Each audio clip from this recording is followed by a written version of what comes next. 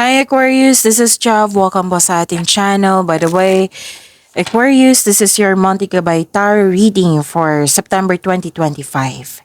Gamitin ang reading na ito bilang gabay lamang. Kung naka-resonate kayo, comment down.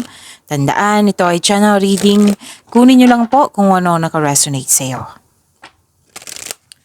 This is for you, Aquarius.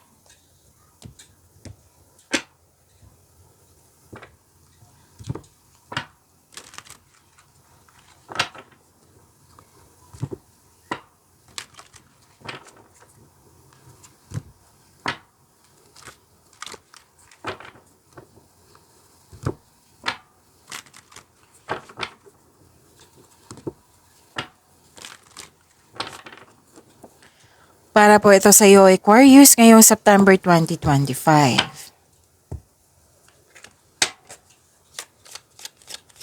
Kung may napansin kayong ingay sa background ko, malakas po ang ulan.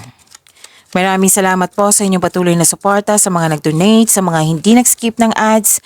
Maraming salamat po. Sa mga hindi pa nag-subscribe, subscribe na po kayo at click bell notification para malaman nyo na may bago tayong video. Para sa mga gustong magpa-reading, comment po kayo ng personal reading. Again, comment kayo ng personal reading and check my reply sa comment section.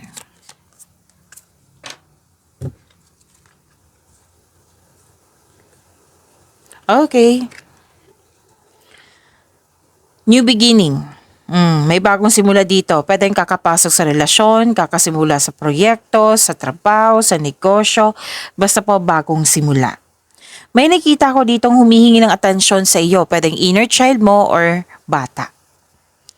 Nakikita ko dito pwedeng kayo ang nag-observe sa isang tao, sa isang bagay or sa isang sitwasyon. Nakikita ko rin dito na may healing. Oo, hope and healing. Andito po, Aquarius. Nakikita ko rin dito na may personal development. Yes. Makaka-receive kayo ng ideas. Maraming ideas to ha. Bagong ideas na bibigyan mo po ito ng aksyon. Ideas is a blessings po. Makakatanggap kayo ng blessings. Yes. So, claim nyo po. May recognition, nakilala ka, may nabigay ng compliment, pwedeng sikat ka, naka-receive kayo ng awards, rewards, fame, yan na nakikita ko. At may money luck dito, L-U-C-K, Aquarius. Claim nyo po.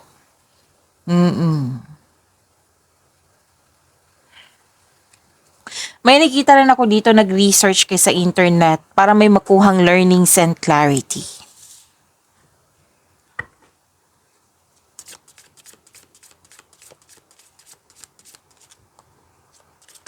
Okay, so kunin ko na po ito. This is your energy ngayong September 2025. Oh, Aquarius. Oh, wow. This is Angel of Abundance and, iklaro ko lang. Abundance and abundance. See, ang ganda po. Puro abundance. Claim nyo po. Aquarius. Success and abundance. Claim nyo po.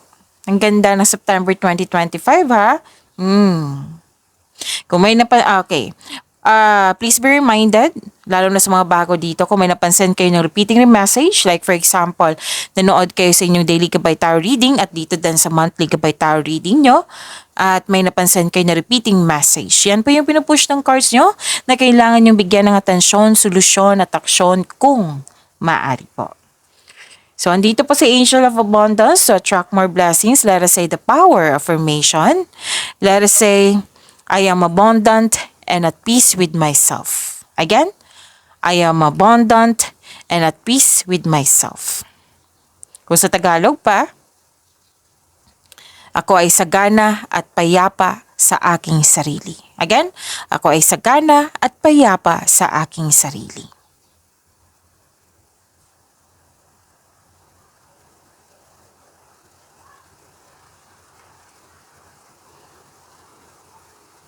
You're receiving love. Please expect na magiging busy kayo kasi full of creativity. Wow! May hope and healing pa, may growth and expansion. Gustong-gusto ng Lahat kayo po lahat ng zodiac signs, lahat kayo gustong-gusto ng hope and healing, gustong-gusto ng growth and expansion. Nasa iyo, Aquarius. Ang ganda. Ang ganda nito. So may malaking influence ng isang mother figure sa iyo ngayon. Pwede ikaw yung mother figure na malaki ang influence mo sa kapwa mo. Pwede din ibang tao to na malaki ang kanyang influence sa iyo. Kung lalaki ka, may mother figure dyan na malaki ang kanyang influence ngayong buwan ng Setyembre. Okay? So, nagkaroon kayo ng time sa inyong sarili. Oo. Nagpaganda ka, nagpapogi ka, pwedeng nagbakasyon kasi you're making time for yourself. Oo. Binigyan mo ng time yung sarili mo. May nakita nga ako ditong nagkaroon kayo ng time sa nature. And you deserve this happiness, ha? Kitang-kita ko yung happiness po dito. Claim nyo po, Aquarius. Okay, pleasure, development. Yung nakita kong development dito, andito rin. And I believe this is, personal development. Pwede din iba. Okay, success po ito. 2 card mismo nagsabi dito, success. Claim nyo po. Kasi kung sa astrology to, this is love, beauty, money, and creativity. So this cards means may pagbubungang mabuti na parating. Pwedeng bagay or pagbubuntis. May nakita kong buntis dito or di kaya fertility. Kung gusto nyong mabuntis, then kung pwede po, go ahead. Kung ayaw nyo, then use protection. Lahat naman tayo dito adult, huwag kayong mag-alala. Kung pwede kung gusto nyo. Kung kayo ay lalaki, pwedeng yung partner nyo, pwede din na family member nyo, nakatanggap kayo ng balita, na yung malapit sa iyo. Okay, so this is also means abundance and success. Claim nyo po. 2 card na mismo nagsabi dito, abundance and success. Ang sabi ng card, be happy with the results of your action. Makaka-receive din kayo ng pera, malaking pera to. Or an expected job opportunity. Any kind of opportunity, basta may nakita rin akong job opportunity dito, Aquarius. Ang advice ng card dito, be patient. Huwag kayong mag-alala. Darating po iyan. And this card reminds you na remember to practice self-love.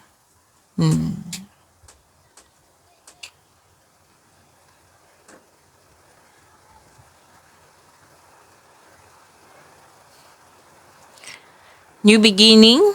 2 card na po mismo nagsabi dito may unexpected sum of money. Malaking pera po ito. Aquarius, pwedeng expected nyo to. Pwede din may nagbigay sa iyo. Pwede din yung malapit sa iyo nakatanggap na ng pera at nabigyan ka. Pwede din. So, may parating na blessings po, gift from the universe. Posibleng, yung sabi ko sa inyo na new job opportunity, meron talaga.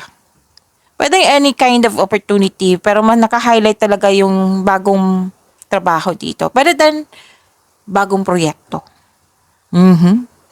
Pwede din nag-take ka ng first steps para ma-enhance o ma-increase yung kaperahan mo. Ang pagbabago na ito ay may unlimited growth towards to your finances. So, claim niyo po, Aquarius, you deserve this, Aquarius. Pwede din naman na, kasi sa career and money, di ba, naka-highlight. So, si Aquarius, very focused sa career and money. May pag-ibig. Yes, may pag-ibig ako nakikita dito. Na, lalo na sa mga single dito na may parating sa inyo na bagong tao sa inyong buhay. At may couple dito na kontento na sa inyong pagmamahalan. Okay? And may promotion ako nakikita dito, Aquarius. Alam nyo naman kung ano yung promotion, di ba? Pwedeng pagtaas ng inyong posisyon. Pwedeng pagtaas ng kita, sweldo, maraming orders, kliyente, customer. Na makapagbigay sa iyo ng actually, nakita ko dito sa 2 card na ito, financial growth and stability. Kampante ka na. Ang ilan sa inyo mag-proceed ng yung ready na kayo mag-pursue ng new career path that will offer more stability and abundance. Diba? Ang ganda. Ganda ng September 2025 nyo. Aquarius, claim nyo po.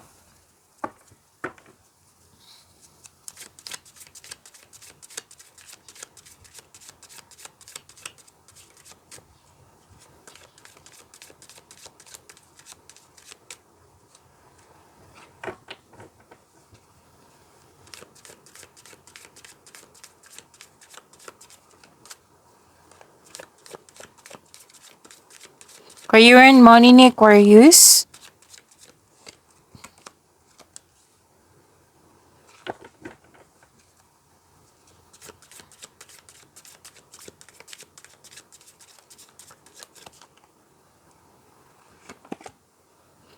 Nandito pa si Angel of Reflection.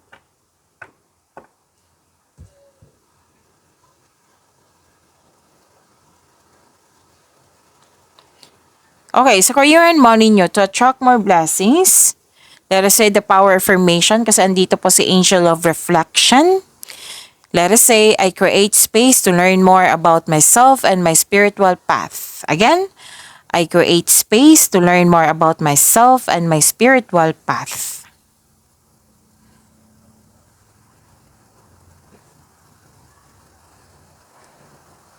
So sa career and money nyo, Aquarius. Makikita ko dito na nagkaroon po ng balanse, stability, pagkakaisa. Ang ganda. May sabi ang card nyo dito na tamang pag-manage ukol sa pinansyal at budget para mas lumago ang iyong kaperahan.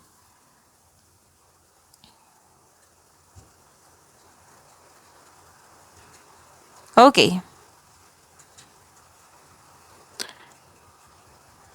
Nakita ko kasi dito nag-overwork ang ilan sa inyo. So sabi ng card dito na kailangan ng pagbalanse. Oo, pagbalanse po. Hindi po masamang magsipag sa trabaho. Balanse lang po. Kasi nakakasama yung overspending sa trabaho. Or overspending sa pera. So, kailangan ng balanse. Okay?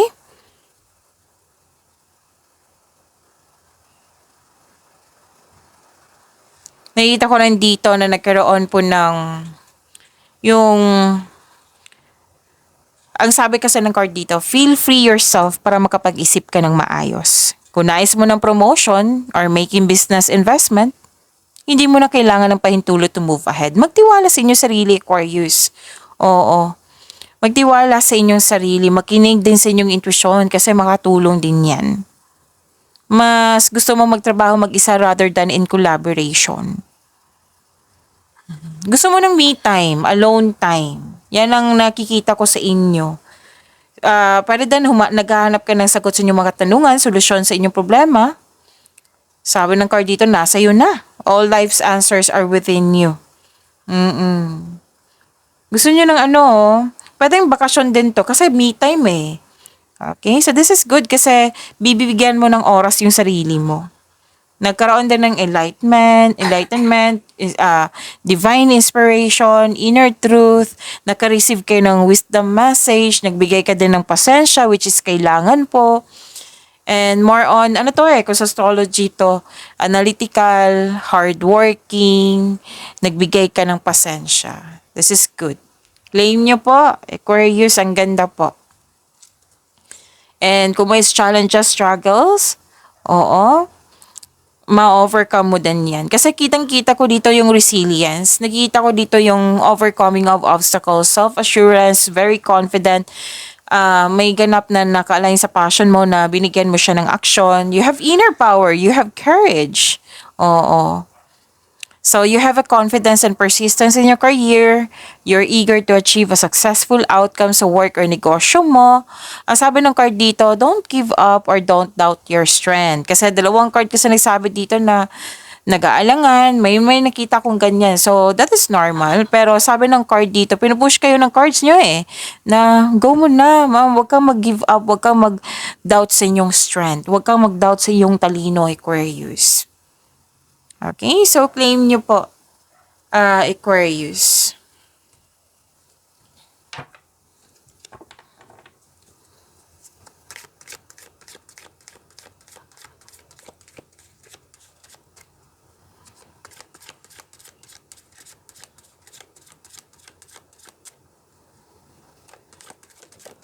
Okay, so this is your love life, self-love, partnership, and romance.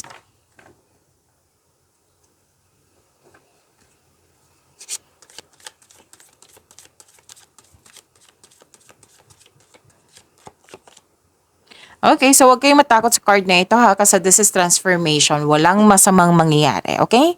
So, takpan ko lang para hindi kayo ma-distract. So, to attract more blessings, let us say the power affirmation. Let us say,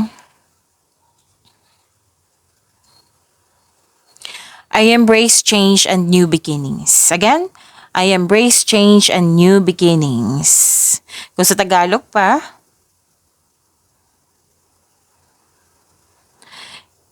yayakapin ko yung pagbabago at mga bagong simula. Again, yayakapin ko yung pagbabago at mga bagong simula.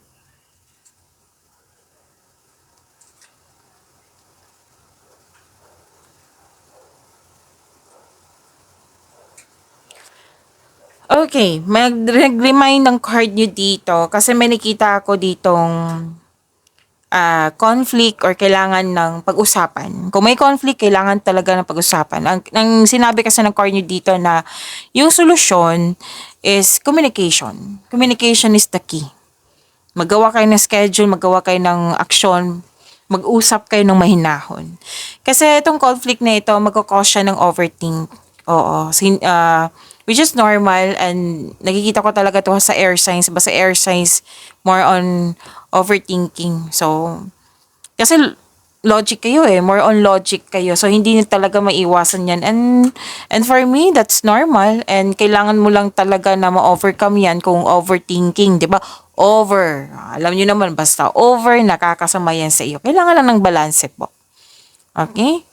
So, yon. Ang sabi kasi dito na nagkaroon ng anxiety, worried ka, or na nagkaroon ng overthinking. So, how to stop overthinking? So, solusyon yung kailangan dito, di ba? How to stop overthinking? Baka kailangan yung magsulat sa journal nyo or diary. Baka kailangan nyo ng kausap. Okay? Tapos, sabi ng card dito, communication is the key. Make change.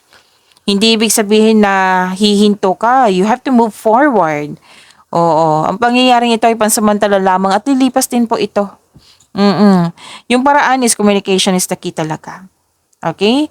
At so, how to stop overthinking, kailangan nyong bigyan ng solusyon yan kung paulit-ulit. At kasi naghahanap ka ng solusyon dito, 'di ba? Naghahanap ka ng tanong sa inyo naghahanap kayo ng tanong. Again, itama ko lang, naghahanap kayo ng sagot sa inyong mga katanungan, naghahanap kayo ng solusyon sa inyong problema. Oo. Na ang sabi ng card kanina, 'di ba? Na nasa iyo na yung sagot, nasa iyo na yung solusyon. And kung hindi pa kaya, then change the channel. Then mag-time for reflection kayo. Or mindfulness skills. Yan, makatulong yan sa pag-stop ng overthinking. Okay? Aquarius.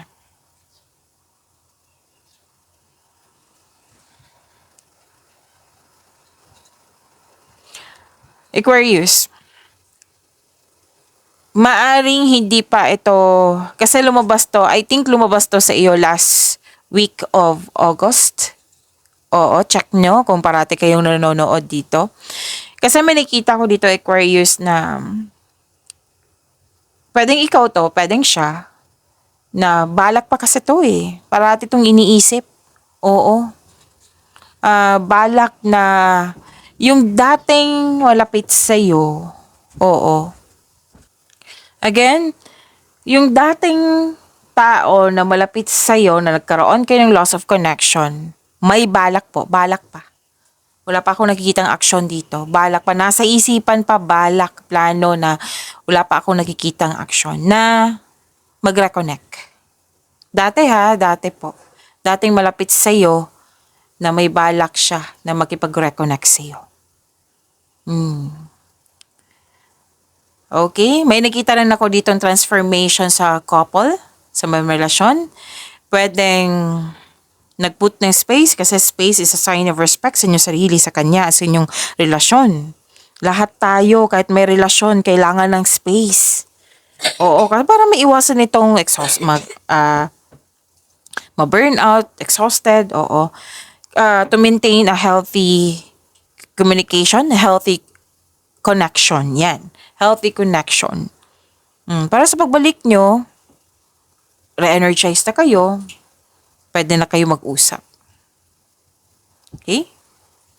Pwedeng hiwalayan to or space muna. Pwedeng hindi to sa partner, pwede din sa matalik mong kaibigan or taong malapit sa iyo. Or di kaya paglilipat ito ng isang lokasyon. Pwede din bakasyon or paglilipat ng lokasyon. Okay? So, may transition, may transformation, may ending with new beginning. Okay, so pag-imanin niyo po yung blessings. Ang ganda ng blessings po. Marami po dito. Naka-highlight talaga yung abundance sa inyo. Pag-imanin niyo po, Aquarius, see you tomorrow. Maraming salamat po.